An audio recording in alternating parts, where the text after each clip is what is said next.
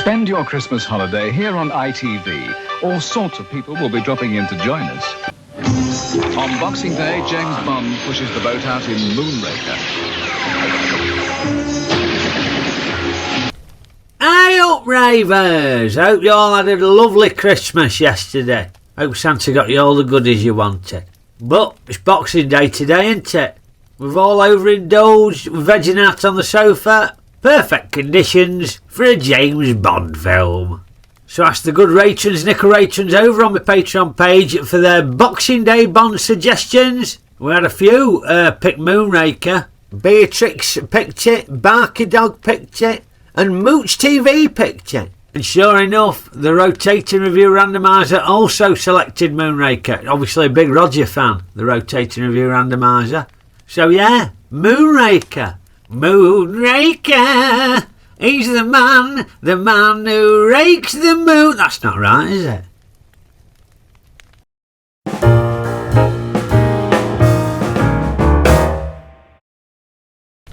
Now, I reckon they're interested in the Roger Bonds because in the 60s when Connery were doing it, it felt like Bond was a trend-setting thing. That was a cool thing that other people were copying. But by the time Roger were doing it in the 70s, felt a little bit like Bond were copying other things. Yeah, you got Live and Let Die, which seemed to be inspired by the early 70s blaxploitation stuff, like Shaft. And then you had Man with Golden Gun, which had a load of kung fu stuff in it, which seemed to be inspired by Bruce Lee and his martial arts. And then in the late 70s, obviously you got Star Wars, haven't you? You got Star Wars. So what does Bond do? He buggers off to space, doesn't he?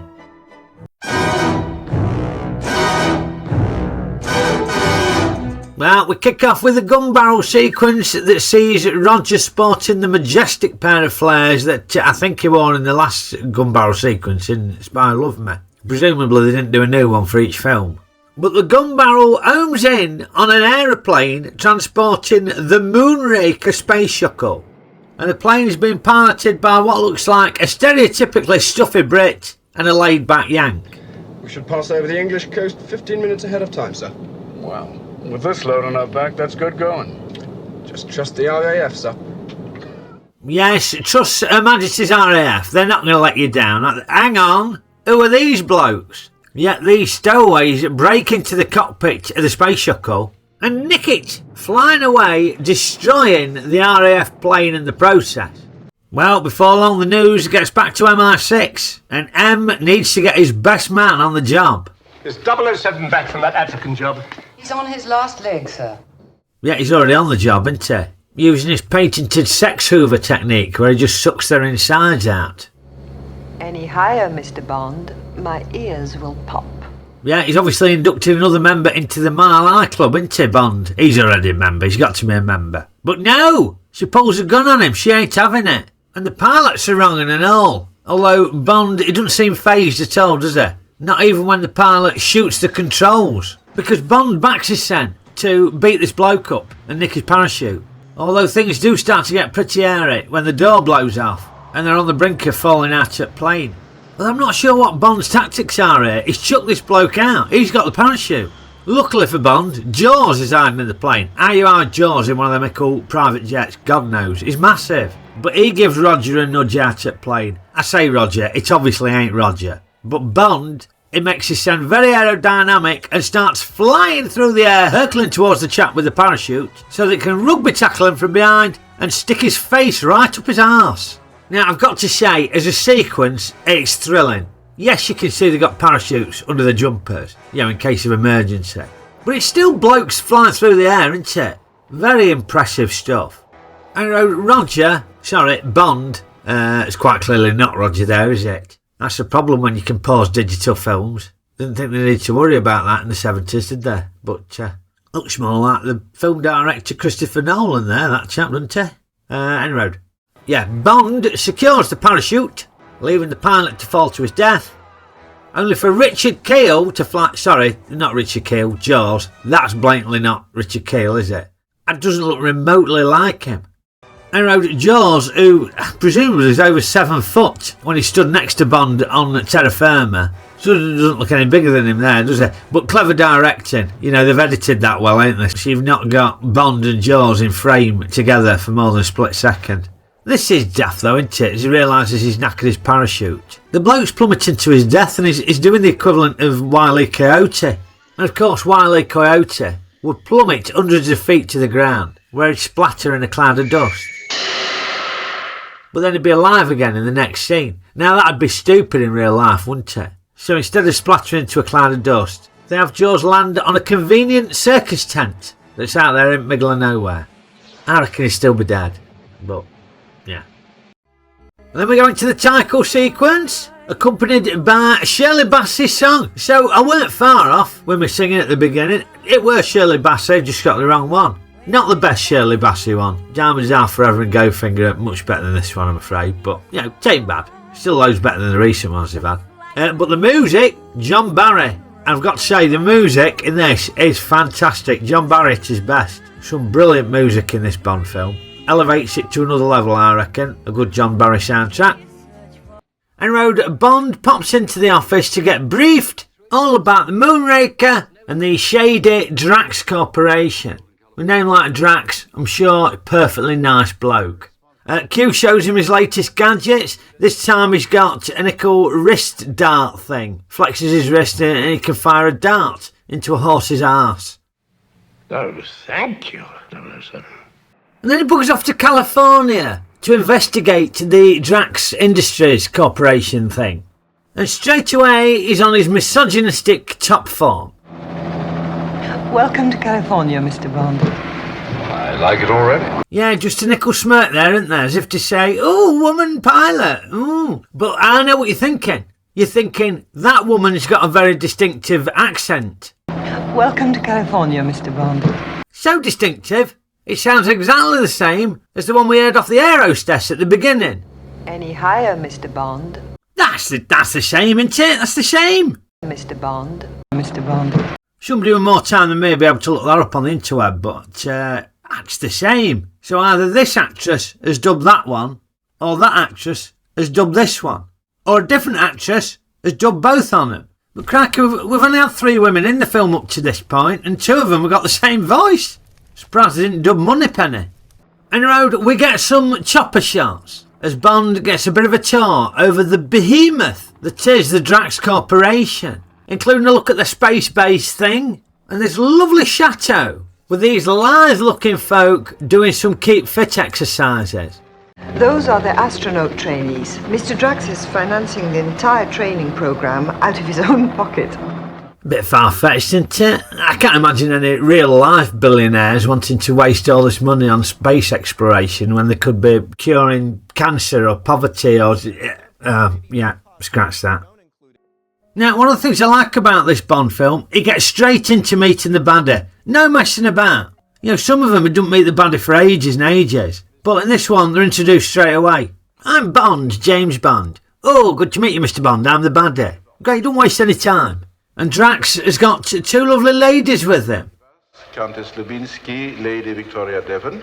Yeah, obviously extremely wealthy ladies. Don't know what the significance of this pair is, but maybe we'll find out later.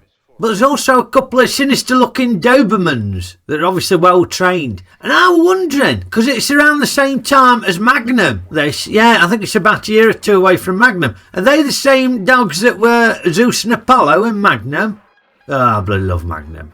But not just that, were they the same dogs that were in a Columbo? There were a Columbo where he trained the dogs to be killers. Were they the same dogs that were in that? Again, any of you lot, if you got any time to search the internet for that, I'd love the answer. Oh, yes. He seems to be enjoying that a bit too much for my liking. And as well as the dogs, Drax, like all good Bond villains, has got an henchman. And he gives him some sinister instructions. Look after Mr. Bond. See that some harm comes to him. Now, Bond heads off on his tour of the Drax Corporation and goes into sexist misogynist dinosaur overdrive when he meets Dr. Holly Goodhead. A woman? Yes, a woman who actually has her own voice. She ain't dubbed by the woman who's dubbed everybody else in the film. And because she's a woman, he proceeds to act like an absolute dick.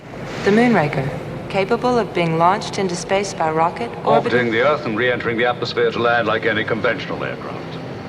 What an insufferably smug prick. But it's Roger, so you let him off, don't you? This is the centrifuge trainer. It simulates the gravity force you feel when shot into space. Yeah, he's pushing his luck though, isn't he? He really is acting like an arsehole. And he doesn't like it when she starts giving it back. Come on, Mr. Bond. A 70-year-old can take 3 Gs. Well, the trouble is there's never a 70-year-old around when you need one. Careful, Rog. You left an open goal for her there, to be honest. I'm surprised she didn't take it. And when the henchman starts spinning him round in the centrifuge at dangerously high G-forces, I'm surprised Dr. Goodhead ain't stood behind him going, yeah, ramp it up a bit, he's a knob. Now, after the chopper pilot helps Bond find some of Drax's secret world domination plans... Oh, that's nice, isn't it? He's got his own nickel-branded 007 camera. Looks like the sort of thing you get out of a cornflakes box. Yeah, after that, we have one of them scenes where they're trying to find some convoluted way of bumping Bond off. In this case, sticking a sniper up a tree. He's holding a double-barrel shotgun there. He could just blow Bond's brains out there and then, couldn't he? But now they have to overcomplicate it, don't they? Always comes back to bite him in the proverbial arse, doesn't it? Or shoot him in the literal tree. You missed, Mr. Bond. Did I? Yeah, look at that. Doesn't even break sweat, Bond. He's just murdered a man. Anyway, after that attempt fails, Drax takes his disappointment out on his chopper pilot for betraying him. And he's going to set Zeus and Apollo on her. But she ain't the sharpest tool in the drawer, is she? Let's be honest. She's worried about these vicious Dobermans noshing her to death. But she walks straight past a perfectly good golf buggy that she's just driven up there to then run into the woods and get chased down and noshed to death. What a plonker. Now, for some reason, Bond buggers off to Venice, where he sees Dr. Goodhead mooching around this gallery of antique vases. Hey, I love this shot here. The director, he knows how to make Roger look great, doesn't he? Anyway, after he's continued to act like a dick to Dr. Goodhead... You're staying at the Daniele, aren't you? Yes. How did you know? Well, I'd like to keep abreast of things. He's talking about a knockers there, isn't he? Anyway, he pops for a ride on a gondola. Now, I know I've mentioned this before, and I'm sure other folk have and all, about how stupid and convoluted this plan to assassinate him is. You thought the sniper up the tree were bad. This knife thrower hiding in a coffin, I mean, it's absolutely ludicrous. But after that attempt's failed, they just send a motorboat after him. And of course we get the amusing scene where Roger's gondola turns amphibious, mounts the pavement, and we get lots of hilarious reactions from the public, including a double-taking pigeon. But I'd like to unpack this scene a little bit, because everybody focuses on the knife thrower and how stupid that is. I'd like to focus on the gondola, because obviously that is a piece of MI6 equipment. I mean, talk about frivolous. Presumably, Bond has said to Q, right, I'm popping to Venice. Could you do me a custom gondola that turns into a motorboat and then can go on dry land? Can you do that for me, Q? And Q's obviously had a quiet day at the office. He's gone, yeah, I can do that for you. That's not a problem. But if that's a piece of MI6 equipment, then that gondola driver, he must work for the MI6. No, because he ain't just a regular gondola driver. They wouldn't just let a regular gondola driver drive Q's customised MI6 gondola, would they? So he's got to work for MI6. So Bond has said to his bosses, right, I don't just need a custom gondola, I need an MI6 agent to pilot my gondola for me. But obviously he's got to be in disguise, so he can't have a gun or anything that he could use to defend his son. That bloke could have a wife and kids. Yeah, M's got to ring up the next of kin and told them how he died on the job. They should have one of them parliamentary select committees look into that. Somebody should be held accountable, lose a job. And Bond pops on his stealth outfit, which he uses for sneaking about, looking very sleek. He's gone a bit John Travolta with the shirt undone down to there, ain't he? But yeah, he has a skulk around one of Drax's laboratories. He sees these scientists filling these vials full of summit. So when they're out at room, Bond goes and has a fumble about, doesn't he? And the clumsy oaf just leaves one of these vials on the side. And these poor buggers smash it and promptly die. And again, Bond, he doesn't give a shit, does he? He's just murdered these two blokes. Well, probably not murder, is it? Is that manslaughter? Either way, he's directly responsible.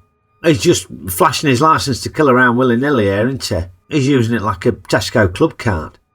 But when he leaves the laboratory, he gets jumped by Kendo Nagasaki.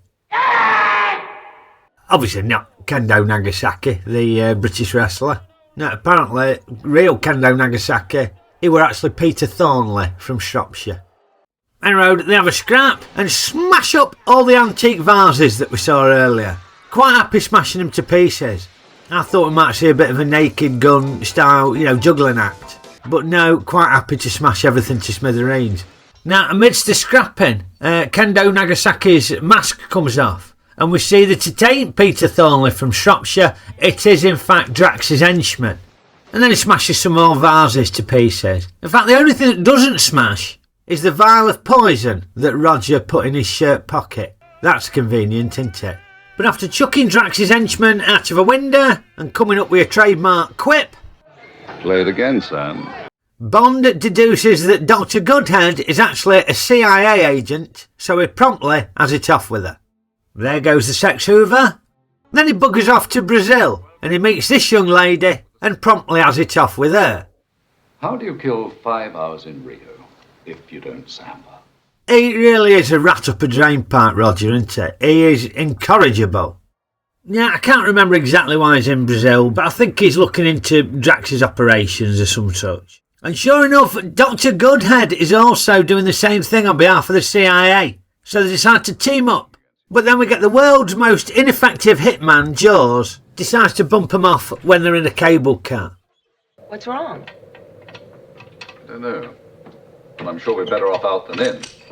I don't think that's how it works, Roger. I think you're better off in than out. Because if you're out, when Jaws bites through this licorice cable, yeah, you see?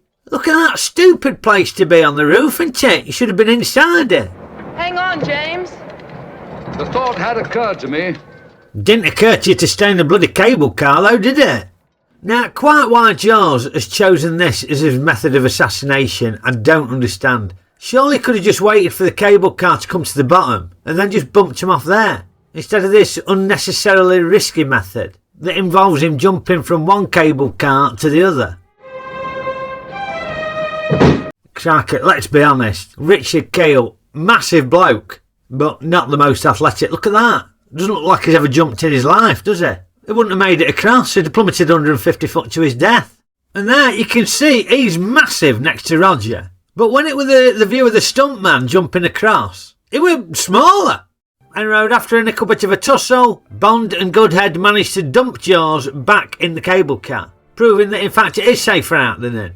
And then the death slide their way to safety, whilst Jaws, in hot pursuit, overshoots the target and smashes into the cable car control centre. And with them both landing safely on the ground, Bond decides that he's not had it off for all of 15 minutes, so it's obviously time for a bonk. Now this section of the film is obviously the advert break, because the director decides to shoehorn all the product placement into one sequence. First up, it's 7-Up, as we see the cable car crashing amongst an array of 7-Up merchandise. Other citrus flavoured soft drinks are available. And don't get me started on how stupid this bit is. Bloody ridiculous.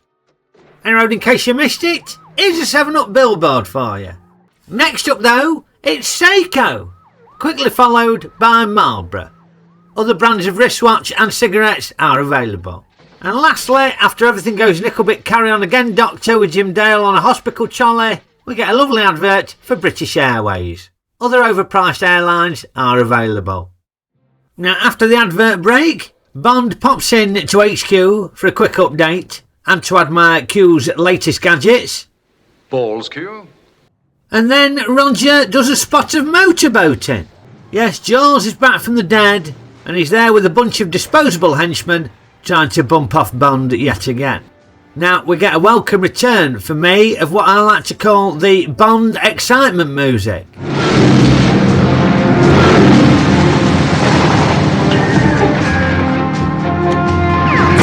Used to be in the Sean Connery films. I don't remember it being in many of the Roger films. I always enjoy that theme, I think it's great. Anyway, faced with the prospect of an imminent waterfall, Roger turns his motorboat into a hang glider. That's more wastage. That's more wastage. That's public money, that is. Another thing to bring up at the select committee, that. Perfectly good motorboat down the Swanee. and Jaws, being the complete oaf he is, wrecks his motorboat, and they all plummet off the waterfall to their certain deaths. Apart from Jaws, he's like Wile E. Coyote, he just keeps coming back. Now, after Bond does a little bit of hang gliding, he does a bloody awful landing, and then spots a lady in the middle of a rainforest. And seeing as he ain't had it off for 20 minutes, he starts following her. And she leads him into what he can only assume is a sex pyramid, where loads of lovely ladies are. But Bond, he ain't daft, he knows there's something up here. They're probably all working for Drax. The only way to be sure is to go and have it off with them all. But instead of being interested in Bond's trouser snake, the only snake the ladies are interested in is Drax's python that is trying to crush him. Obviously it doesn't work, as he whips the gadget out and kills it. And I think this is quite a clever line. Mr. Bond, you defy all my attempts to plan an amusing death for you. Yeah, he's drawn attention to the fact that the attempts to murder Bond are all extremely stupid. So, I'll cut him a bit of slack for that. Now you see, I don't know if you remember from earlier, that were Countess von such and such and Lady what's her name? Yeah, the wealthy ladies that Drax were entertaining. So obviously Drax's intergalactic master plan is just for wealthy folk. Yeah, I'm not buying that. Now come on, if you're a billionaire, the motivation for your space exploration activity would be surely for the greater good of all humanity, wouldn't it? It wouldn't just be shits and giggles for the rich and famous, would it? Oh, yeah, scratch that. Anyway, it seems like Drax's master plan is something along the lines of genocide of the majority of the Earth's population, courtesy of them vials of that poison stuff, and then repopulating the planet with the beautiful rich people. Proper master race type stuff. The animals went in 2 by 2. What do you mean by that? Noah's Ark. This operation. Noah's Ark in this case being this space station that they're all going to be living in while the world is gone to shit. Now, is that official NASA equipment, that helmet that he's wearing? It doesn't look very substantial. Looks like one of them rugby scrum caps. I can't imagine that's going to do a lot in the event of a crash. Anyway, obviously this is the crescendo of the movie. This is the baddie's lair, the big base, and as with most of your classic Bond movies, Bond chucks a spanner in the works and blows the base up. But not before we get a big laser gun battle. Star Wars came out a couple of years earlier. We need to give folk some laser guns, don't we? All gets pretty daft at this point. Needless to say, Bond saves the day, and with a little bit of help from Jaws, who is now a goodie, having seen the light thanks to the love of a good woman, they manage to escape to safety. And all that's left is for the President of the United States and the Queen to congratulate Bond, and oh no. 007. My God, what's Bond doing? I think he's attempting re-entry, sir. Yeah, he ain't had it off for 20 minutes, so can't waste any time, can he? Although he does show some restraint, because he doesn't make any jokes about Uranus.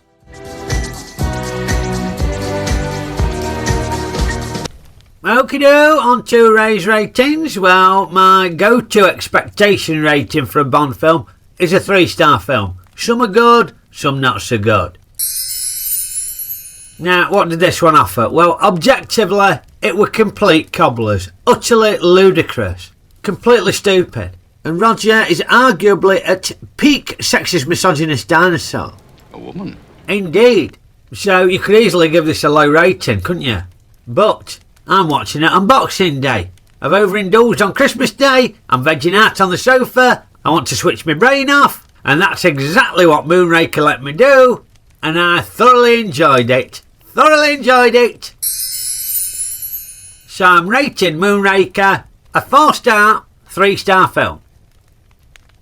Okeydoo Rayvers, some of you will be aware that on my sister channel, Ray Ruttle's Race Night, it's time for our grand final, 7 PM tonight. Straight after this, pretty much. So click a link in the description below, and I'll see you in a few minutes. Well, I hope you enjoyed my review of Moonraker Rayvers. And if you did, poke the old like button for me, give it a good old poke. Or maybe flex your wrist and hit it with a dart. That might knock your keyboard. No, maybe don't do that. And remember to share our reviews with your mates and subscribe to the channel if you ain't already a subscriber. Much appreciated, as is all the support you lot have given me over the course of the year. Thank you so much for tuning in every week and popping them lovely comments on. Apologies if I don't get around to responding to them all, but I do love reading them, so thank you so much. And copyright box permitting, I will be back in January with another review for you. So have a cracking new year, make some of them resolutions, and I will see you soon. Okeydoo!